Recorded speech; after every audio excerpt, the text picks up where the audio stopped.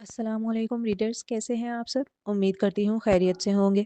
تو میں حاضر ہوئی ہوں ناول کیمسٹری عشق کی ایپیسوڈ 2 لے کر۔ تو آئیے چلتے ہیں قسط کی جانب۔ میں تمہیں اپنی بیوی نہیں مانتا، سن لیا تم نے؟ پھٹے ہوئے کاغذ اس کے منہ پر کدورت سے مارتا وہ پتھر دل انسان نفرت کی ساری حدود پار کر گیا تھا آج۔ کان بالکل سن پڑ گئے، جیسے اب کوئی آواز سنائی نہ دیتی ہو۔ یہ کوئی آج یا کل کا خواب تو نہ تھا۔ 14 سالہ کم عمری سے اس کی دلہن بننے کے خواب دیکھتے ہوئے بڑی ہوئی تھی وہ، اور اس ستمگر نے کیا کیا؟ ایک لمحہ نہ لگایا اس کی آنکھوں سے ان خوابوں کو نوچنے میں۔ اگر تم میں ذرا سے بھی شرم باقی ہے تو چلو بھر پانی میں ڈوب مرو مائدہ۔ وہ دانت پیستے ہوئے کدورت سے بولا۔ وہ دیکھتی کی دیکھتی رہ گئی بس، یہاں تک کہ وہ اس کے سامنے ہی اپنے جوتے پہن کر سائڈ ٹیبل سے والیٹ اور موبائل اٹھا کر کمرے سے نکلنے لگا۔ اور ہاں، اگر اس بارے میں کسی کو بتایا نا تو مجھ سے برا کوئی نہیں ہوگا۔ دروازے پر پہنچنے کے بعد وہ یکدم رکا، جیسے کچھ یاد آیا ہو، اور پھر پلٹ کر اپنی اس ایک رات کی دلہن کی جانب دیکھا جو بالکل پتھرائی ہوئی آنکھیں لیے فرش پر بکھرے اور نکاح کے کاغذ کے ٹکڑوں کو دیکھ رہی تھی۔ تم سے برا کوئی ہے بھی نہیں۔ اسے کیا لگتا ہے وہ اتنی گری ہوئی ہے کہ وہ بیوی نہیں مان رہا، نکاح نامہ پھاڑ کے جا رہا ہے، پھر بھی وہ بغیرتوں کی طرح دنیا میں ڈھنڈورا پیٹتی پھرے کہ یہ میرا شوہر ہے۔ اپنی مٹھیاں بھینچ کر اب اس کی جانب دیکھتے ہوئے نہایت سرد مہری سے جواب دے ہوئی تھی وہ، اور پلیز ہو سکے تو دوبارہ میرے سامنے مت آنا، ورنہ میں واقعی چلو بھر پانی میں ڈوب مروں گی کہ تم جیسے گھٹیا انسان سے میں نے کبھی محبت کی تھی۔ آنکھوں میں کدورت، لہجے میں شدید ناگواری لیے وہ جب حقارت سے بولی تو ایک لمحے کے لیے وہ مقابل کو ہلا گئی تھی۔ وہ اسے دیکھتا رہا اور پھر سر جھٹک کر کمرے سے نکل گیا۔ اس ظالم ستمگر کے کمرے سے جاتے ہی وہ بکھر گئی تھی مکمل، زمین پر بیٹھتی چلی گئی۔ وہ نکاح نامہ جو اب بکھرا ہوا تھا اسے سمیٹ کر اپنے ہاتھ سے ایک جگہ جمع کیا، اور پھر اپنے ارمانوں کے اس جنازے کو اٹھا کر کھڑکی کی جانب آئی۔ اگلے پل جب اس نے کھڑکی کھولی تو تیز ہوا نے اس کے چہرے کو چھوا۔ اس نے اپنے سیدھے ہاتھ کو کھلا چھوڑ دیا، یہاں تک کہ وہ مٹھی میں بند کاغذ اڑنے لگے۔ کچھ ہی لمحوں میں اس کا ہاتھ خالی رہ گیا تھا، جنہیں دیکھ کر وہ رنجیدہ سا مسکرائی۔ مائدہ التمش قریشی، آج سے، ابھی سے، اسی وقت سے شہزاد مہر تمہاری محبت سے خود کو آزاد کرتی ہے۔ میرے لیے آج سے مر گئے تم۔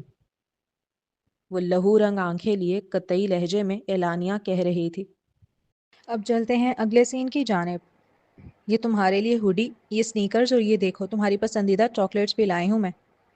اس نے مسکراتے ہوئے سوٹ کیس کھولا اور ایک ایک چیز نکال کر اس کے ہاتھ پر رکھنی شروع کر دی۔ زوریز کی آنکھیں ایسے چمک رہی تھیں جیسے کسی بچے کو خزانہ مل گیا ہو۔ ارے واہ اپی، دل خوش کر دیا آپ نے میرا۔ وہ جب سے واپس آئی تھی زوریز کی نگاہیں اس کے سوٹ کیس پر ٹکی تھیں۔ وہ جانتی تھی جب تک اسے لایا ہوا سامان نہیں پکڑا دیتی وہ تب تک اس کے آگے پیچھے منڈراتا رہے گا۔ کیسی لگ رہی ہے مجھ پر؟ وہ اب ہڈی لے کر فوراً ہی آئینے کے سامنے خود پر لگاتا ہوا اس سے رائے مانگ رہا تھا۔ بہت پیاری، وہ مسکرا کر بولی، لیکن زوریز محسوس کر رہا تھا کہ وہ مسکراہٹ اس کی آنکھوں تک نہیں پہنچ پا رہی۔ کیا ہوا آپی، کچھ ہوا ہے کیا؟ نہیں، تمہیں اپنا سامان مل گیا نا؟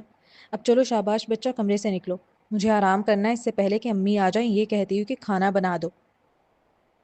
اس کے کہتے ہی زوریز کی آنکھوں میں ایک عجیب سا رنج ابھرا۔ وہ جو ہر بار اس طرح کی باتوں پہ ہنستا تھا وہ آج تھوڑا بوجھل سا دکھائی دیا۔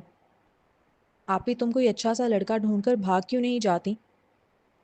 وہ اپنا ہاتھوں میں پکڑا سامان بیڈ پر رکھتے ہوئے اپنی بہن کی جانب دیکھ کر رنجیدہ سے لہجے میں کہہ اٹھا، جس پر مائدہ کے کان کھڑے ہوئے اور وہ اسے تعجب سے دیکھنے لگی۔ کیا بول رہے ہو؟ پتہ بھی ہے؟ کوئی بھی بھائی اپنی ہی بہن کو بھاگنے کا مشورہ کیسے دے سکتا ہے، وہ بھی یوں اچانک؟ بالکل پتہ ہے، مگر شاید آپ کو نہیں پتہ کہ رشتہ آیا تھا آپ کا۔ لڑکا انجینئر تھا، امریکہ میں ویل سیٹلڈ، لاکھوں کما رہا تھا، مگر ہر بار کی طرح امی نے اس میں کیڑے نکال کر آپ سے پوچھنے کی زحمت کیے بغیر ریجیکٹ کر دیا۔ زوریز مائدہ سے پورے 12 سال چھوٹا تھا۔ جب وہ بہت چھوٹا تھا تبھی اس نے اپنی بڑی بہن کے لیے آنے والے رشتوں کا سلسلہ دیکھنا شروع کر دیا تھا۔ گھر میں کبھی کوئی مہمان آتا، کبھی کوئی خاندان مائدہ کو دیکھنے آتا، کبھی امی چائے کے کپ سے جاتی، کبھی مائدہ نئے سوٹ پہن کر خاموشی سے بیٹھ جاتی۔ مگر عجیب بات یہ تھی کہ ہر رشتہ کسی نہ کسی وجہ سے ٹھکرا دیا جاتا۔ کبھی لڑکے میں کوئی عیب نکال لیا جاتا، کبھی اس کے گھر والوں میں کوئی کمی ڈھونڈ لی جاتی، کبھی کہا جاتا لڑکا مناسب نہیں، کبھی کہا جاتا خاندان اچھا نہیں۔ وہ تب چھوٹا تھا، اس لیے اسے یہی لگتا تھا کہ شاید آنے والے رشتوں میں کوئی نہ کوئی خرابی ہوگی۔ پھر وقت گزرتا گیا، اس نے دیکھا کہ منیبا کے لیے جب پہلا رشتہ آیا تو چند ہی دنوں میں بات پکی ہو گئی۔ گھر میں خوشیاں منائی گئیں، تاریخیں طے ہو گئیں اور جلد ہی اس کی شادی بھی ہو گئی۔ مگر مائدہ کے رشتے، وہ تو اب بھی اسی طرح آتے تھے اور اسی طرح لوٹا دیے جاتے تھے۔ وقت گزرتا رہا، یہاں تک کہ وہ خود بھی جوانی کی دہلیز پر آ پہنچا ہے آج۔ اور اب جا کر اسے پہلی بار احساس ہوا کہ مسئلہ شاید آنے والے رشتوں میں نہیں تھا، مسئلہ انہیں آنے ہی نہ دینے والی نیت میں تھا۔ ایک دن وہ یوں ہی صحن میں بیٹھا تھا جب اندر کچن سے اپنی ماں کی آواز اس کے کانوں میں پڑی۔ وہ خالہ سے ہنستے ہوئے کہہ رہی تھی، میں مائدہ کی شادی تب کروں گی جب اپنے بیٹے کی بہو لے آؤں گی، مجھ سے اب یہ سب کام نہیں ہوتے، بہو آئے گی تو گھر سنبھالے گی، پھر مائدہ کو رخصت کروں گی۔ زریز کو اس وقت لگا تھا کہ شاید وہ مذاق کر رہی ہیں، اس نے اس بات کو سنجیدہ نہیں لیا، مگر آج سالوں بعد اسے سمجھ آ گیا تھا کہ وہ بات مذاق نہیں تھی، وہ ایک سچ تھا، ایسا سچ جس کی قیمت مائدہ اپنی زندگی کے سالوں سے ادا کر رہی تھی۔ وہ صرف 17 سال کا تھا، ابھی تو اس کی پڑھائی جاری تھی، پھر جاب کرنے اور شادی ہونے میں 6-7 سال تو کہیں نہیں گئے تھے۔ تو کیا اس کی والدہ واقعی 7 سال تک مائدہ کو اور بٹھانے کا سوچے بیٹھی تھی؟ یہ سوچ کر ہی اسے ہول اٹھ رہے تھے اور اپنی بہن پر شدید ترس آ رہا تھا۔ وہ آلریڈی 29 سال کی ہو چکی تھی، 30 سال کے بعد تو عورت کی خوبصورتی ویسے بھی ڈھلنا شروع ہو جاتی ہے، اور جس سوسائٹی میں ہم رہتے ہیں وہاں رشتے ملنا مشکل ہونے لگتے ہیں۔ اپنے بھائی کی بات سنتے ہی اس کی آنکھوں میں آنسو بھر آئے۔ کیا بتاتی اسے کہ کوشش تو کی تھی بھاگنے کی، مگر جس کے ساتھ کی وہ ہرجائی بیچ سفر میں چھوڑ گیا۔ وہ خود بھی تو تھک چکی تھی ان رشتوں کے ناٹکوں سے، خواہ اچھا بننے کے لیے اس کی ماں تیار کر کے لڑکوں والوں کے سامنے بٹھا دیتی۔ شادی کرنے کا کوئی ارادہ نہیں تھا ان کا، یہ صرف دنیا دکھاوا تھا، اور یہ بات وہ اچھے سے جان چکی تھی اب، اسی لیے وہ بھی راہ فرار اختیار کرنا چاہتی تھی۔ ایسے میں جب سامنے سے اس شخص نے پرپوز کیا جس سے شادی کے خواب دیکھتی آئی تھی تو وہ کیوں کر منع کرتی؟ اسے لگا شاید قسمت مہربان ہو گئی ہے اس پر، اس کی دعائیں سن لی گئی ہیں، اسے ان روز روز کے تماشوں سے نکلنے کا رستہ مل گیا ہے۔ مگر کب خبر تھی کہ اس سے بڑا امتحان انتظار کر رہا ہے۔ آسان نہیں ہوتا لڑکے والوں کے سامنے کسی شو پیس کی طرح تیار ہو کر بیٹھنا۔ اچھا روئیں تو مت، اسے روتا دیکھ وہ فوراً ہی قریب آ کر اپنی بہن کو سینے سے لگا گیا تھا، اور بس اپنے بھائی کے سینے سے لگنے کی دیر تھی، وہ جو خود کو سمیٹے ہوئے تھی وہ یکدم بکھر گئی، ایسی بکھری کہ اسے سنبھالنا مشکل ہو رہا تھا اب۔ یہ حقیقت ہے کہ گھریلو مسائل اور ذہنی دباؤ سے پریشان ہو کر جو لڑکیاں شدید دعائیں کر رہی ہوتی ہیں اور آس لگائے بیٹھی ہوتی ہیں کہ بس کوئی رحمت کا فرشتہ آ کر انہیں ان سب مسائل سے چھٹکارا دلوائے گا، وہی معصوم اکثر باہر کے بھیڑیوں کی بھیڑ چڑھتی ہیں۔ ہمارا سب سے بڑا مسئلہ یہی ہے کہ بچپن سے ہی ہم سنڈریلا جیسی ایک کمزور لڑکی کو آئیڈیلائز کر کے بڑے ہوتے ہیں۔ یہ بھی ایک غلط فہمی ہے کہ اس طرح کا شکار صرف کم پڑھی لکھی عورتیں بنتی ہیں۔ حقیقت میں اس دائرے میں تعلیم یافتہ اور سمجھدار عورتیں بھی شامل ہو جاتی ہیں، کیونکہ جذبات، امید اور تنہائی ایسی چیزیں ہیں جو صرف تعلیم سے ختم نہیں ہوتی۔ زوریز اپنی بہن کو دلاسا دیتے ہوئے بار بار کہہ رہا تھا، مگر اب وہ کہاں سن رہی تھی۔ آپ فکر نہ کریں آپی، میں نے سوچ لیا ہے، اب اگر کوئی اچھا رشتہ آیا نا تو بھلے امی سے لڑنا پڑے، میں لڑ جاؤں گا مگر آپ کی شادی کراؤں گا۔ پرعزم تھا اس کا لہجہ کہ وہ مزید اس ناانصافی کو نہیں بڑھنے دے گا، اگر اسے لڑنا پڑا تو وہ لڑ جائے گا۔ اب اگلا سین، تم واپس آتے ہی آفس چلے گئے، گھر آنا تھا نا؟ فردوس بیگم اسے دیکھتے ہی شکوہ کر اٹھی تھیں۔ کچھ کام تھے بس اس لیے، آپ ابراہیم اور ثنا کو بھیج دیں، میں گھر کے لیے نکلوں گا، خاصا تھکے ہارے لہجے میں کہہ رہا تھا وہ۔ ٹائم دیکھا ہے تم نے؟ انہوں نے دیوار پر لگی گھڑی کی طرف اشارہ کیا۔ 1 بج رہا ہے، وہ دونوں سو چکے ہیں۔ شہزاد نے تھکے ہوئے انداز میں آنکھیں ملیں، جیسے نیند پلکوں پر بوجھ بن کر ٹھہری ہوئی ہو۔ پھر آہستہ سے گہرا سانس لیا۔ سو گئے ہیں؟ اس نے دھیمی آواز میں دہرایا، جیسے خود ہی یقین کرنا چاہ رہا ہو۔ چند لمحے خاموشی رہی۔ چلیں پھر، میں صبح آ کر لے جاؤں گا۔ اس کے لہجے میں شدید تھکن صاف جھلک رہی تھی۔ پورا دن بھاگ دوڑ میں جو گزرا تھا اس کا، سچ یہی تھا کہ وہ خود کو اتنا کام میں مصروف رکھنا چاہتا تھا کہ کچھ سوچنے کا وقت ہی نہ مل سکے، کیونکہ یہ خیال ہی اس کے ضمیر کو جھنجھوڑ رہا تھا بری طرح کہ اس نے اپنی بیوی کی پہلی برسی پر ہی اس کے سب سے بڑی دشمن، جو ہمیشہ سے اس کا برا چاہتی تھی اور اسے تکلیف پہنچانا چاہتی تھی، اس سے نکاح کر لیا۔ اور نہ صرف نکاح کیا بلکہ اسے وہ حق بھی دے دیا خود پر جو صرف دیا کا تھا۔ یقیناً اس کی روح کو شدید تکلیف پہنچی ہوگی۔ تم کیوں جا رہے ہو اکیلے؟ یہیں رک جاؤ نا تم بھی۔ فردوس بیگم فوراً بولی تھیں۔ نہیں، مجھے اپنے کمرے کے علاوہ کہیں نیند نہیں آتی۔ اس نے صاف انکار کیا۔ جو تمہاری حالت ہے نا، مجھے نہیں لگتا تم اس میں ڈرائیو کر سکتے ہو۔ ابھی وہ بول کر خاموش بھی نہ ہوئی تھی کہ ثنا پاپا پاپا کرتے ہوئے اس کے پاؤں سے آ لپٹی۔ اس نے فوراً ہی جھک کر اپنی بیٹی کو گود میں اٹھا لیا تھا۔ اس کا خوبصورت معصومانہ چمکتا چہرہ دیکھتے ہی گلٹ نے جیسے مزید جڑیں اس کے دل میں پیوست کر دی ہوں۔ اپنا چہرہ فوراً ہی دوسری جانب کر کے وہ گہرا سانس لینے لگا۔ شدید شرمندگی محسوس کر رہا تھا وہ۔ اندر سے چیٹ کرنے والی فیلنگز آ رہی تھیں، جیسے دیا پہ چیٹ کر دیا ہو اس نے کہ اب اس کے منی ورژن سے نظر تک نہیں ملا پا رہا۔ تم سوئی نہیں اب تک؟ فردوس بیگم اپنی پوتی کو دیکھتے ہوئے بڑے پیار سے بولنے لگی۔ پاپا کے ساتھ جاؤں گی، وہ اپنی میٹھی سی آواز میں کہہ رہی تھی۔ کہیں نہیں جا رہے تمہارے پاپا، آج وہ بھی یہیں رکنے والے ہیں۔ فردوس بیگم نے اپنے بیٹے کی جانب دیکھ کر جتاتے ہوئے کہا، جیسے آخری فرمان سنا رہی ہوں۔ جاؤ اسے بھی سلاؤ اور خود بھی سو، آنکھیں لال ہو رہی ہیں بالکل تمہاری۔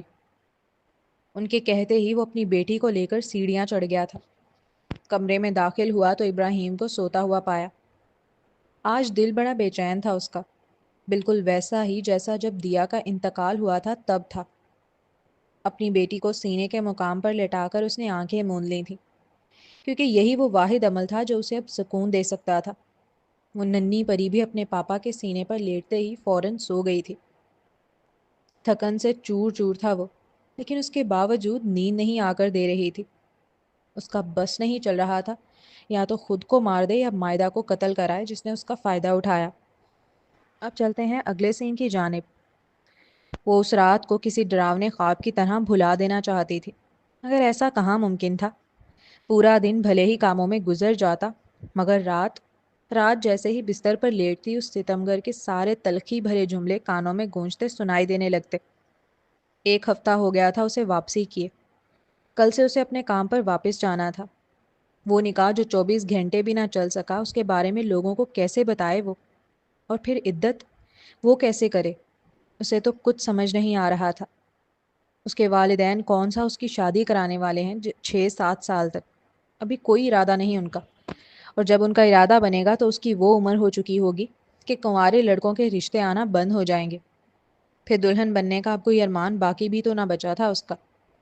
تو بہتر یہی لگ رہا تھا اسے کہ وہ خاموش رہ لے، مزید اپنی زندگی کی مشکلات نہ بڑھائے لوگوں کو اپنے نکاح اور اس طلاق کا بتا کر۔ اب اگلا سین۔ مائدہ اس وقت لیب میں ایک میگنیٹک اسٹریلر کے سامنے کھڑی تھی، جہاں ایک بیکر میں گلابی رنگ کا مائع آہستہ آہستہ گاڑھا ہو رہا تھا۔ اس نے پی ایچ لیول بڑی احتیاط سے اس کا چیک کیا اور ڈائری میں کچھ نوٹ کیا۔ لوگ باہر سے آتے ہیں تو ان کا فیشن سینس بہتر ہو جاتا ہے، اور ایک تم ہو کہ الٹا ہی چل پڑی ہو، یہ اسکارف وغیرہ پہننا شروع کر دیا ہے۔ وہ آج پہلی بار اسکارف اوڑھ کر آئی ہی تھی کہ اس کے ساتھی عطیہ نے اسے سر سے پاؤں تک دیکھ کر ہونٹ سکیڑے اور فوراً ہی مذاق اڑانے لگی۔ کیا بات ہے میڈم، اچانک اتنی پارسائی کہاں سے آ گئی؟ ایمن ہنسی دبانے کی ناکام کوشش کرتے ہوئے بولی۔ وہ لمحہ بھر کو ٹھٹکی، جیسے الفاظ اس کے کانوں سے ٹکرا کر دل میں اتر گئے ہوں، مگر اگلے ہی پل اس نے خاموشی سے اسکارف کا کنارہ درست کیا اور اپنے کام پر فوکس کرنے لگی۔ اس کی خاموشی میں عجیب سا وقار تھا۔ اب وہ آفس ہو یا لیب، ہر وقت خود کو کور رکھتی سوائے چہرے کی ٹکلی اور ہاتھ کے پنچوں کے۔ باہر آتے جاتے وقت تو وہ ہاتھوں میں بھی گلوز پہن لیتی اور چہرے پر بلیک ماسک لگا لیتی۔ اس کی زندگی اب معمول کے مطابق گزر رہی تھی۔ اب اگلا سین۔ تم ٹھیک ہو نا؟ سندس کے سوال پر وہ فائل سمیٹتی ہوئی لڑکی لمحہ بھر کے لیے رکی۔ کیوں؟ مجھے کیا ہوا ہے؟ انجان بن کر اس نے لاپرواہی سے جواب دیا، ساتھ ہی موبائل کو اپنے کان اور بازو کے درمیان دباتے ہوئے دونوں ہاتھوں سے فائلوں کو اٹھا کر الماری کے اوپر رکھا تھا۔ تم پیرس سے آنے کے بعد کافی بدلا بدلا رویہ رکھ رہی ہو۔ اسکارف پہننا شروع کر دیا ہے اور کہیں باہر جانے کے لیے بھی تیار نہیں ہوتی۔ کچھ ہوا ہے کیا جس کے بارے میں نہیں جانتی؟ اس کی آواز سے ہی فکر جھلک رہی تھی۔ ایک تو سب میرے اسکارف کو لے کر کیوں باتیں بنا رہے ہیں؟ میرا دل چاہا اس لیے پہن لیا، اس میں کیا بڑی بات ہے؟ وہ خاصا لاپرواہی سے بولی، ساتھ ہی لہجے میں تھوڑی جھنجھلاہٹ تھی جس کے سبب سندس خاموش ہو گئی۔ وہ الگ بات ہے کہ وہ محسوس کر چکی تھی کہ کسی چیز کی پردہ داری ہے۔ اگر اس کا مائنڈ سیٹ اچانک پردے کی جانب جا رہا ہے اور اس نے کوئی حدیث سنی ہے یا کوئی کلپ سن لی ہے پردے کی اہمیت پر، تو وہ ضرور اس سے شیئر کرتی، نہ کہ جواباً جھنجھلا جاتی۔ اچھا چلو چھوڑو اسے، تم یہ بتاؤ آج کھانا باہر کھانے کا پلان ہے؟ اور اگر نہیں ہے تو بنا لو، کیونکہ میں آ رہی ہوں لینے۔ یار سچی میں بہت تھکی ہوئی ہوں، اتنی کہ ہمت ہی نہیں ہے کہ تھوڑے سے پاؤں بھی ہلا لوں۔ وہ فوراً ہی تھکے ہارے سے لہجے میں کہنے لگی، ہاں تو مت ہلاؤ تم اپنے پاؤں شریف، میں آ رہی ہوں نا، میں خود گود میں اٹھا کے لے جاؤں گی۔ دوسری جانب سے وہ پورے اعتمادی سے بولی، جس پر مائدہ نے زور سے آنکھیں میچیں۔ میرا بالکل دل نہیں ہے ابھی، کچھ دن بعد کا پلان بناتے ہیں۔ اس نے لچکدار لہجے میں اسے انکار کرنا چاہا، مگر میرا ہے، میں اپنا دل لے کر کہاں جاؤں؟ سندس نے معصومیت سے لب سکیڑتے ہوئے کہا، جیسے واقعی دنیا کی سب سے بڑی مصیبت اسی کے حصے میں آئی ہو۔ اس کی آنکھوں میں ہلکی سی نمی اور چہرے پر بچوں جیسا حق جتانے والا انداز تھا اس لمحے۔ اپنے شوہر کے پاس؟ مقابل نے ایک لمحہ ضائع کیے بغیر تیزی سے شوق بھرے لہجے میں جواب دیا تھا۔ شوہر ہوتا تو تمہارے پاس آتی؟ اس نے ناک سے مکھی اڑانے والے انداز میں اترا کر کہا، بیٹا تو پھر بھی آ جاتی، میں تجھے اچھے سے جانتی ہوں، تیرا کھانا ہضم نہیں ہوتا میرے بغیر۔ اس کے پورے اعتمادی سے کہتے ہی سندس زور سے ہنسی تھی۔ اللہ اللہ، خود کو اتنی اہمیت! بیٹا نہیں آؤں گی، دیکھ لینا، ایک بار شادی ہو جانے دے۔ وہ تڑی لگانے والے انداز میں بولی، ہاں تو کرنا، کب کر رہی ہے؟ کب کھاؤں گی میں تیری بارات کی بریانی؟ اب مائدہ اپنی شرارت بھری ہنسی روک رہی تھی۔ اپنی ایک بریانی کی پلیٹ کے لیے مجھ معصوم کی زندگی تباہ کرنے چلی ہے؟ توبہ توبہ، دیکھ لی تیری دوستی۔ اپنے نہ دکھنے والے آنسو صاف کرتے ہوئے وہ شکوتاً کہنے لگی، تو اور معصوم بس رہنے دے، مجھے تو اس بیچارے پر رحم آتا ہے جو تیرا دلہا بنے گا۔ ویسے سیریسلی بتا، شادی کا ابھی بھی کوئی پلان ہے یا نہیں؟ اب مائدہ سنجیدگی سے پوچھنے لگی تھی۔ کیا میری ماں کی طرح سیریسلی بتا والا ڈائلاگ بول رہی ہو؟ جانی جب پلان ہوگا تجھے ہی سب سے پہلے بتاؤں گی، سو ڈونٹ ویری، ابھی مجھے میرے بزنس پر فوکس کرنا ہے۔ میں اس شہزاد کو خود سے آگے نکلتا ہوا نہیں دیکھ سکتی، تجھے پتا ہے میرا۔ مائدہ اور سندس کی زندگیوں میں زمین آسمان کا فرق تھا۔ چونکہ مائدہ مڈل کلاس فیملی سے بلونگ کرتی تھی جہاں سوسائٹی میں شادی بڑی جلدی اور چھوٹی عمر میں ہو جاتی ہے، وہیں سندس اپر کلاس سے تعلق رکھتی تھی جہاں عمر صرف ایک نمبر ہے۔ وہ بھی 29 سال کی تھی آج، لیکن نہ تو اسے اپنی شادی کی کوئی فکر تھی اور نہ ہی وہ اس بارے میں ابھی سوچ رہی تھی۔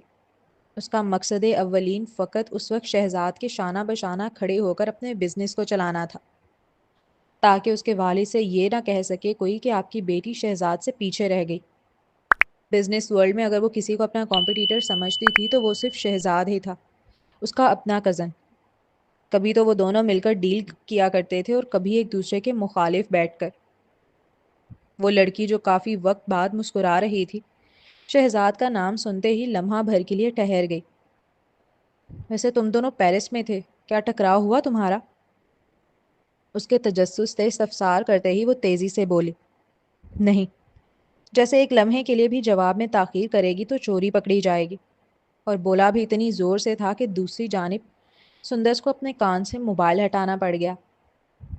اچھا، سندس کو اچھی طرح معلوم تھا کہ اسے شہزاد کا نام سننا بھی گوارا نہیں، اور اب تو حالت یہ ہو گئی تھی کہ اگر کوئی غلطی سے بھی شہزاد کا ذکر چھیڑ دیتا تو وہ ایسے منہ بنا لیتی جیسے کسی نے اس کے سامنے کڑوی دوا رکھ دی ہو، گویا وہ باقاعدہ اینٹی شہزاد پارٹی کی صدر بن چکی تھی۔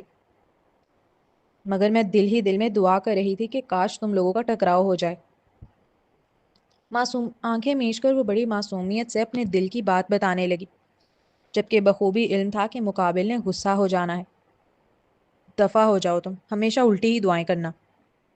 وہ غصہ ہو کر دانت پیستے ہوئے کہنے لگی، تم تو ایسے غصہ ہو رہی ہو جیسے میری دعا قبول ہو گئی ہو۔ سندس زور سے ہنسی تھی اس کے ریئیکشن پر، جبکہ دوسری جانب وہ ٹھٹک کر خاموش ہو گئی۔ پتہ ہے مجھے کیا یاد آ رہا ہے؟ سندس ہنسی دبانے کی ناکام کوشش کرتے ہوئے بولی، جب شہزاد کی نئی نئی شادی ہوئی تھی اور تم نے مورٹین کے سپرے پر مچھر کی تصویر پر شہزاد کی تصویر لگا دی تھی، اور پھر تم نعرہ لگاتی پھر رہی تھی، شہزاد ہٹاؤ، شہزاد ہٹاؤ، شہزاد یہ آج کل خوشیوں کو 70 گنا تیز مارے۔ وہ پرانی یادیں یاد کر کے خوب ہنس رہی تھی۔ دوسری جانب مائدہ کے چہرے پر بھی مسکراہٹ دوڑ گئی۔ ویسے ایک بات بتاؤ، وہ تاریخی سپرے ابھی تک تمہارے پاس ہے؟ سندر ذرا رکی، پھر آنکھیں سکیڑ کر شرارت سے استفسار کیا۔ ہے تو، وہ فوراً ہنستے ہوئے بتانے لگی، لہجے میں یہ بتاتے وقت بڑا فخر تھا اس کے، جیسے کسی اعلیٰ کارنامے کی یاد کو ابھی تک سنبھالے رکھے ہو۔ نہیں کر یار، سیریسلی؟ وہ بے اعتباری سے کہتی ہوئی زور سے ہنسی۔ ایک سندر سی تھی جس سے باتیں کرتے وقت وہ اپنے سارے غم بھول جایا کرتی۔ تم یہاں موبائل پر لگی ہوئی ہو اور نیچے تمہارے ابا نے قہوے کا شور مچا رکھا ہے۔ چلو اٹھو جلدی، اوپر سے کچن بھی بھرا پڑا ہے، برتن کیوں نہیں دھوئے تم نے اب تک؟ ابھی سندر سے بات کرتے ہوئے 5 منٹ بھی نہیں گزرے تھے کہ اس کی والدہ آ کر ڈپٹنے والے انداز میں بولی، کیونکہ مریم بیگم اچانک سے آ کر ڈانٹنے لگی تھی، اس لیے اسے موقع نہیں مل سکا تھا سیل کے اسپیکر پر ہاتھ رکھ کر آواز کو دبانے کا۔ سندر سے کوئی پردہ نہیں تھا اس کا، لیکن اس کے باوجود شرمندگی تو ہوتی ہی ہے۔ امی میں فون پر بات کر رہی ہوں، اس نے لچکدار لہجے میں تھوڑا سا جتایا تاکہ وہ خیال کریں اس کی عزت کا۔ ساتھ ہی اس نے تیزی سے اب موبائل کے اسپیکر پر ہاتھ رکھ دیا تھا۔ ہاں تو؟ مگر مریم بیگم فوراً ہی اکھڑ سے لہجے میں بولی، جس پر اس بیچاری نے اپنا سر جھٹکا کہ وہ بھی کسے سمجھانے کی کوشش کر رہی ہے۔ اچھا میں آتی ہوں، آپ چلیں، اس نے نرمی سے کہا۔ اتنا ہی اپنی عزت کا خیال ہے تو کام کر کے بیٹھا کرو نا سارے، مجھے کیوں آنا پڑ رہا ہے تمہیں بولنے؟ وہ بگڑ کر برہمی سے بولی، غصہ تو جیسے ان کی ناک پہ رکھا ہو۔ دنیا کے سامنے وہ اتنی معصوم، اتنی میٹھی بنتی تھی کہ انہیں دیکھنے والا کہتا کہ اس عورت کو کیا ہی غصہ آتا ہوگا بھلا، کہ اگر کوئی انہیں گھر میں دیکھ لے تو شاید اعتبار بھی نہ کر سکے کہ یہ وہی مریم ہے، کہے یہ تو کوئی چڑچڑی سی، غصے والی، بات بے بات ڈانٹنے والی اکھڑ سی عورت ہے۔ ابو باہر گئے ہوئے تھے اس لیے قہوہ بنا کر نہیں دے سکی، اور برتن کا تو میں زوریز سے کہہ کر آئی تھی۔ تو کیوں کہا تھا اس سے؟ لڑکا ہے وہ، کیا پتا نہیں ہے تمہیں؟ اب کیا اتنے اتنے سے کاموں کے لیے تم میرے لڑکے کو بھی کچن میں کھڑا کرو گی؟ وہ بڑے احتجاجی لہجے میں کہنے لگی۔ چہرہ سرخ ہو رہا تھا ان کا، جیسے بڑا غصہ آ رہا ہو اس بات پر کہ اس نے سوچا بھی کیسے کہ وہ ان کے شہزادے کو کچن میں کھڑا کر سکتی ہے۔ اتنے اتنے سے کام جسے وہ کہہ رہی تھی وہ دراصل پورے دن کے جمع ہوئے گندے برتن تھے، جو کبھی جمع ہی نہ ہوتے اگر وہ وقت پر ساتھ ساتھ دھوتی۔ مگر وہ ایسا کب کرتی تھیں؟ تو کیا ہو گیا اگر وہ اتنے اتنے سے برتن دھو لے گا تو ہاتھ تھوڑی گھس جائیں گے آپ کے لڑکے کے؟ وہ احتجاج کیے بغیر اب نہ رہ سکی تھی۔ ساتھ ہی اس نے اتنے اتنے کے لفظ پر زور دیا تاکہ انہیں بھی احساس ہو، جب گھر میں عورتیں موجود ہیں تو لڑکے کیوں کام کریں بھلا؟ اور کون سا میرے گھر میں زیادہ کام ہے؟ کون سا زیادہ کام ہے؟ کہ جملے پر وہ اپنی ماں کا چہرہ دیکھنے لگی۔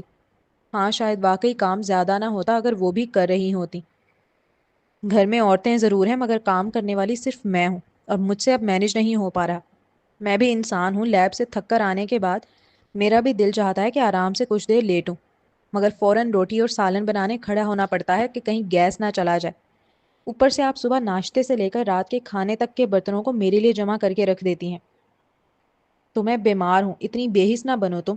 کوئی خوشی سے تو نہیں کر رہی نا میں یہ سب، اور میں نے تو کتنی بار تم سے کہا ہے کہ چھوڑ دو یہ کام شام۔ تمہارا باپ کمانے کے لیے موجود ہے، خود ہی تمہیں شوق چڑھے ہوئے ہیں، جب ایسے فالتو کے شوق پالے ہیں تو بھگتو بھی۔ مجھے مت سناؤ۔ پتہ نہیں کیوں اسے یہ خوش فہمی تھی کہ اگر وہ اپنی پریشانیاں شیئر کرے گی، اپنی تھکن کا ذکر کرے گی، اس حد سے زیادہ کام کے بوجھ کے بارے میں بتائے گی جو اسے اندر سے نچوڑ دیتا ہے، تو شاید وہ اس کی حالت سمجھ لیں گے اور اس کا خیال کریں گے۔ مگر وہ تو سامنے سے زندگی پر جو حق ہے اس کا، اسے بھی چھوڑنے کا کہہ رہی تھی۔ تو کیا وہ دنیا میں صرف اس لیے آئی تھی تاکہ ان کے بچے پالے، جو انہوں نے دنیا کے سامنے اتنی بیمار حالت میں بھی اس لیے پیدا کیے تاکہ کوئی یہ تانا نہ دے سکے کہ وہ بانجھ ہیں؟ اور پھر یہیں پر نہیں رکی، جب اولاد ہو گئی، دنیا کے سامنے سرٹیفکیٹ مل گیا کہ ہاں بانجھ رہی، تو چاہیے تو یہی تھا وہیں رک جاتی، اپنی حالت کا خیال کرتی، مگر نہیں۔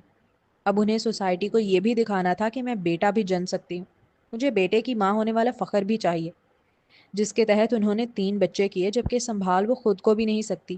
حال یہ ہے اب وہ 2 بچے خود اور شوہر سمیت پلوا اس سے رہی تھیں، اور اس سے چاہتی ہیں کہ 2 وقت کھانا دے تو رہی ہیں وہ اسے گھر میں بٹھا کر، وہ اپنے سارے ارمان اب سائیڈ میں پھینک دے، بس ان کا گھر سنبھالے، ان کا خیال رکھتی رہے، اپنی خواہشات کا وہ دم گھونٹ دے، کیونکہ وہ انسان ہونے سے پہلے ایک بیٹی ہے، اور بس اب وہ بیٹی ہی ہے۔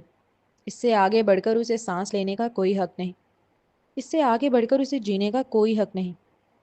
جب روز محشر حقوق کے سوالات ہوں گے نا، تو سوال ماں سے بھی ہوگا، اور اس سے پوچھا جائے گا کہ جب سنبھال وہ ایک نہیں سکتی تھی تو اس نے 4 پیدا کیوں کیے، وہ کیوں لائی چاروں کو دنیا میں، اور پھر ان 4 کو پیدا کر کے اس نے اپنی بڑی بیٹی، جس کا تعلیم پہ حق تھا، جس کا اپنی خوشیوں پر حق تھا، جس کا اپنے ارمانوں پر حق تھا، وہ سب چھین کر اس سے وہ اپنے 3 یا 4 بچے کیوں پلوائے؟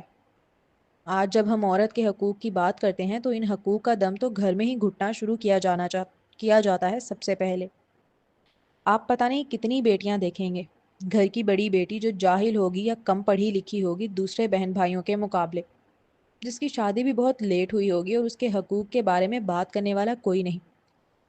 اور یہ صرف گھر کی بڑی بیٹیوں تک محدود نہیں ہے ظلم و ستم، گھر کے بڑے بیٹوں کا بھی بہت سی جگہ یہی حال ہے کہ پیدا باپ کرتا ہے لیکن پالتا خون پسینہ بہا بہا کر، اپنی خوشیوں اور ارمانوں کی قربانیاں دے دے کر بڑا بھائی ہے۔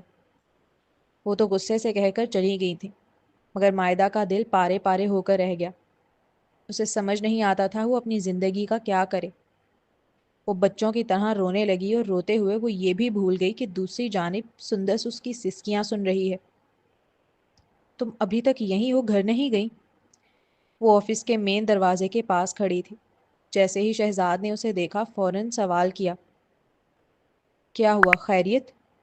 اگلے پل جب اس نے نظر اٹھائی اور شہزاد کی جانب دیکھا تو اس کی آنکھوں میں آنسو تیر رہے تھے، جس کے سبب وہ فکر مند ہو گیا اور تیزی سے استفسار کر اٹھا۔ اس کے گھر والے اسے سکون نہیں لینے دے رہے، جبکہ زبردستی کی ماں بنا کر اس کا بچپن اور جوانی کھا گئے ہیں، اور اب چاہتے ہیں وہ کام بھی چھوڑ دے۔ وہ بیچاری رو رہی ہے بیٹھ کر اس وقت۔ وہ روحانسے لہجے میں اسے بتانے لگی۔ شہزاد نے نہیں پوچھا سامنے سے کہ وہ کس کی بات کر رہی ہے، کیونکہ وہ جانتا تھا وہ ملک کی نمبر 1 کیمسٹ بننا چاہتی ہے شہزاد، اور وہ لوگ اسے برتنوں اور سالن کی اوقات میں جکڑے بیٹھے ہیں۔ گھر کی بڑی بیٹی ہے، اس کا مطلب یہ تھوڑی ہے کہ اسے قربانی کا بکرا بنا دو۔ سندس کے لب و لہجے سے ہی ظاہر تھا وہ کس قدر غصہ ہے اور کس قدر بے بس۔ 1-2 لمحوں کے لیے شہزاد بالکل خاموش ہو گیا۔ سر، گاڑی آ گئی ہے۔ ماحول پر ایک انکہی سی خاموشی طاری تھی، جسے اس کے ڈرائیور کی آواز نے توڑا۔ آؤ چلو، میں تمہیں بھی چھوڑ دیتا ہوں، آہستگی سے کہتا وہ اب آگے چل دیا تھا۔ کوئی تاثر نہیں تھا اس کے چہرے پر۔ اب اگلا سین، لیب کی سفید دیواریں اور وہاں نصب بڑی بڑی شیشے کی الماریاں دودھیا روشنی میں چمک جگمگا رہی تھیں۔ ان الماریوں میں ترتیب سے رکھی سینکڑوں چھوٹی بوتلیں، جن میں رنگ برنگے پگمنٹس، نایاب اسینشل آئلز اور جدید کیمیکلز بھرے تھے، کسی سائنسدان کی رنگین کائنات کا منظر پیش کر رہے تھے۔ مائدہ اپنی مخصوص اسٹیل کی لمبی ورک بینچ کے سامنے کھڑی تھی۔ اس نے سفید لیب کوٹ پہنا ہوا تھا۔ میز پر ایک چھوٹا سا ڈیجیٹل ترازو ویئنگ اسکیل رکھا تھا، جس پر وہ بڑی احتیاط سے ایک سفید پاؤڈر کی مقدار ناپ رہی تھی۔ برابر میں ہی ایک مکسر اپنی دھیمی آواز میں چل رہا تھا، جہاں ایک بیکر کے اندر ایک نئی کریم کا فارمولا تیار ہو رہا تھا۔ اس نے ایک کانچ کی سلائڈ پر تھوڑی سی کریم رکھی اور اس کی وسکوسٹی یعنی گاڑھا پن چیک کرنے لگی۔ اسے یہ دیکھنا تھا کہ کیا یہ فارمولا جلد پر لگتے ہی جذب ہوگا یا نہیں۔ اس کی انگلیاں بڑی مہارت سے کام کر رہی تھیں۔ اگر اس میں مائکرو پگمنٹس کی مقدار 0.5% مزید بڑھا دی جائے تو… وہ خود کلامی کرتے ہوئے اپنی ڈائری کی طرف بڑھی ہی تھی کہ اچانک فضا میں لہراتی کیمیکلز کی تیز خوشبو سے زہریلی محسوس ہونے لگی۔ سامنے رکھی شیشے کی الماریاں اپنی جگہ سے ہلتی ہوئی معلوم ہوئیں۔ مائدہ نے سر جھٹکا تاکہ دھندلاہٹ کم ہو سکے، مگر اگلے ہی پل لیب کی چھت تیزی سے گھومنے لگی۔ اس کے ہاتھ سے تھامی ہوئی کانچ کی سلائیڈ میز پر گری۔ اسے محسوس ہوا جیسے زمین اس کے پیروں کے نیچے سے نکل رہی ہے۔ ایک زوردار چکر نے اسے گھٹنوں کے بل ہونے پر مجبور کر دیا تھا۔ اس نے سہارے کے لیے ورک بینچ کا کنارہ تھامنا چاہا، مگر انگلیاں بے جان ہو چکی تھیں۔ اس کی پیشانی پر پسینے کے باریک قطرے نمودار ہوئے اور آنکھوں کے سامنے اندھیرا چھانے لگا۔ مائدہ تم ٹھیک ہو؟ دور سے کسی کولیگ کی آواز آئی، مگر مائدہ کو لگا جیسے وہ کسی گہرے کنویں میں ڈوب رہی ہو۔ وہ جواب تک نہیں دے سکی تھی۔ مائدہ کو فوراً ہی میڈیکل روم لے جایا گیا۔ اب چلتے ہیں اگلے سین کی جانب۔ میڈیکل روم کی دھیمی سفید روشنی مائدہ کی آنکھوں کو چبھ رہی تھی۔ جب اسے ہوش آیا تو وہ ایک سفید بیڈ پر لیٹی ہوئی تھی اور ایک خاتون ڈاکٹر اس کا بلڈ پریشر چیک کر رہی تھی۔ مائدہ کا سر اب بھی بھاری تھا اور کمرے میں پھیلی ڈیٹول کی ہلکی سی بو اسے متلی کا احساس دلا رہی تھی۔ شکر ہے ہوش آ گیا تمہیں۔ بلڈ پریشر بہت لو ہے تمہارا مائدہ، ڈاکٹر سارا نے بی پی اپریٹس ہٹاتے ہوئے نرمی سے کہا۔ تمہارے کولیگز بتا رہے تھے کہ تم اچانک کام کرتے ہوئے گر گئی تھی۔ مائدہ نے اٹھنے کی کوشش کی، مگر نکاہت اتنی تھی کہ دوبارہ تکیے سے جا لگی۔ ڈاکٹر، وہ شاید کام کی تھکن اور نیند کی کمی ہے، بس میں تھوڑا آرام کر لوں تو خود ہی ٹھیک ہو جاؤں گی۔ وہ اپنی صحت کی جانب سے بہت لاپرواہ نظر آئی۔ مائدہ، صرف تھکن ایسی نہیں ہوتی۔ تم نے پچھلے چند دنوں میں متلی یا چکر محسوس کیے ہیں، یا کھانے کی خوشبو سے الجھن ہوئی ہو؟ ڈاکٹر سارا نے ایک گہرا سانس لیا اور کرسی مائدہ کے قریب کی۔ وہ خاموش ہو گئی۔ اسے یاد آیا کہ کیسے صبح پیاز کاٹتے ہوئے اسے ابکائیاں آئی تھیں اور کیسے لیب میں خوشبوؤں کے درمیان اسے گھٹن محسوس ہو رہی تھی۔ اس کا دل زور سے دھڑکنے لگا۔ ایک انجانا سا ڈر اس کی روح میں سرایت کرنے لگا تھا۔ مجھے شک ہے مائدہ، میں چاہتی ہوں کہ تم ایک بار یورین ٹیسٹ کر لو۔ میڈیکل روم میں کٹس موجود ہیں۔ ڈاکٹر نے ایک چھوٹی سی شیشی اور ٹیسٹ کٹ اس کی طرف بڑھائی۔ مائدہ نے لرزتے ہاتھوں سے وہ کٹ تھامی۔ اس کا ذہن مفلوج ہو چکا تھا۔ لڑکھڑاتے قدموں سے اٹیچ واش روم کی طرف بڑھی۔ ہر قدم منو بھاری تھا۔ واش روم کے اندر جا کر اس نے وہ ٹیسٹ مکمل کیا اور پھر چند سیکنڈز کے لیے اپنی آنکھیں بند کر لیں۔ کچھ لمحوں بعد جب اس نے کٹ پر نظر ڈالی تو وہاں دو گہری گلابی لکیریں واضح ہو چکی تھیں۔ وہ لکیریں چیخ چیخ کر کہہ رہی تھیں کہ وہ اب تنہا نہیں ہے۔ اس کے اندر ایک نئی زندگی سانس لے رہی ہے، ایک ایسی زندگی جس کا باپ اسے اپنی بیوی ماننے سے ہی انکاری تھا۔ مائدہ کو لگا جیسے واش روم کی دیواریں اس پر گر رہی ہیں۔ اس کی آنکھوں سے آنسو بہنا شروع ہو گئے۔ کتنی ہی دیر وہ وہاں بیٹھ کر روتی رہی۔ وہ باہر نکلی تو اس کا چہرہ سفید کاغذ کی طرح زرد تھا۔ ڈاکٹر سارا نے کٹ دیکھے بغیر ہی اس کی آنکھوں کی ویرانی سے سب سمجھ لیا تھا۔ مبارک ہو مائدہ، تم ماں بننے والی ہو، مگر اس میں ڈرنے کی کوئی بات نہیں ہے۔ ڈاکٹر نے اس کا ہاتھ تھام کر ہمت دیتے ہوئے مسکرا کر کہا، لیکن تمہیں اب اپنا بہت خیال رکھنا ہوگا۔ مائدہ کی سماعتوں میں ڈاکٹر کی آواز مدھم ہوتی جا رہی تھی۔ اس کے ذہن میں تو فقط شہزاد کے وہ الفاظ گونج رہے تھے، تمہاری دوست کا شوہر ہوں میں، 2 چھوٹے بچے ہیں میرے۔ اب اس تیسرے بچے کا کیا ہوگا؟ وہ بچہ جو ایک ایسی ماں کی کوکھ میں تھا جسے اس کا باپ لالچی اور حسدی قرار دے کر دھتکار چکا تھا۔ اگر تم میں ذرا سے بھی شرم باقی ہے تو چلو بھر پانی میں ڈوب مرو مائدہ۔ مائدہ نے اپنے پیٹ کے مقام پر ہاتھ رکھا جہاں ایک ننھی سی جان نے دستک دی تھی، مگر اس کا استقبال کرنے کے لیے وہاں صرف آنسو اور تنہائی تھے۔ اب چلتے ہیں اگلے سین کی جانب۔ وہ گھر میں داخل ہوئی تو اس کے قدم غیر ارادی طور پر اپنے کمرے کی جانب بڑھ گئے، جبکہ مریم بیگم مسلسل کچھ کہہ رہی تھی اس سے۔ وہ حواسوں میں کب تھی جو سنتی؟ وہ بالکل مفلوج ذہن لیے صوفے کے ایک کونے پر بیٹھی ہوئی تھی، اور کتنی دیر بیٹھی رہی کچھ علم نہیں۔ اسے بالکل سمجھ نہیں آ رہا تھا اب آگے کیا کرنا ہے۔ پھر کچھ دیر بعد وہ چلتی ہوئی آئینے کے سامنے آ کر کھڑی ہوئی۔ عکس میں اپنا چہرہ دیکھتے وہ خود ہی سے پوچھ رہی تھی کہ کوئی اتنا منحوس کیسے ہو سکتا ہے بھلا، کہ اس کی منحوسیت اس کی اولاد پر بھی اثر انداز ہو رہی ہے۔ زندگی بھر وہ محبت کے لیے ترستی رہی، اب اس کی اولاد بھی ترسے گی۔ وہ یہی سوچ سوچ کر رو رہی تھی کہ اس کے پرس میں موجود سیل رنگ ہونے لگا۔ اپنے آنسوؤں کو بے دردی سے ہاتھ کی پشت سے رگڑ کر صاف کرتے وہ پرس کی جانب بڑھی۔ سیل نکال کر دیکھا تو اسکرین پھر دھندلی نظر آ رہی تھی۔ آنکھوں میں پھر آنسو جو بھر آئے تھے، انہیں فوراً صاف کیا، اور اس بار پہلے سے کہیں زیادہ بے دردی سے، کہ کھال پر باقاعدہ لالی ظاہر ہوئی۔ وہ شدید غصہ تھی خود ہی سے۔ آنکھیں صاف کرنے کے بعد اسے سندس لکھا نظر آیا۔ پھر ایک لمحہ نہ سوچا اور تیزی سے کال ریسیو کر لی۔ ہیلو سندس، میں پریگننٹ ہوں۔ اس کا دل پھٹ رہا تھا۔ کوئی چاہیے تھا اسے یہ غم شیئر کرنے کے لیے، ورنہ وہ شاید پاگل ہو جاتی۔ واٹ؟ دوسری جانب سندس کے سر پہ جیسے کوئی ایٹم بم گرا ہو۔ وہ اس وقت شہزاد کے سامنے ہی بیٹھی ہوئی تھی۔ وہ اچانک چیخی تو سامنے بیٹھا شخص چونک کر اسے دیکھنے لگا۔ وہ ایک ابرو اچکا کر سوالیہ انداز میں اسے دیکھنے لگا، جیسے پوچھ رہا ہو کہ کیا ہوا ہے۔ وہ بغیر کچھ بتائے پینک حالت میں تیزی سے اٹھ کر باہر چل دی تھی، جبکہ شہزاد تجسس سے اس کی پشت تک رہا تھا۔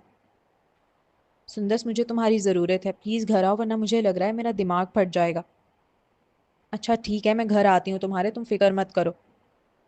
وہ تیزی سے کہہ کر اپنے کیبن کی جانب دوڑی تھی تاکہ وہاں سے اپنا پرس لے سکے۔ کیا ہوا ہے آخر جو یہ ایسے بھاگ رہی ہے؟ اپنے کیبن کے دروازے کے سامنے سے اسے بھاگتے دیکھ وہ زیر لب فکر مندی سے بڑبڑایا تھا۔ اب اگلا سین، ادھر بیٹھو تم اور مجھے بتاؤ یہ سب ہوا کیسے؟ اس کے کمرے میں داخل ہوتے ہی مائدہ روتے ہوئے آ کر اس کے گلے لگی تھی۔ بڑی مشکل سے سنبھالا تھا سندس نے اسے۔ اب وہ اسے بمشکل چپ کرانے کے بعد پانی پلاتے ہوئے پریشان لہجے میں پوچھ رہی تھی، شہزاد نے مجھے پرپوز کیا تھا نکاح کے لیے۔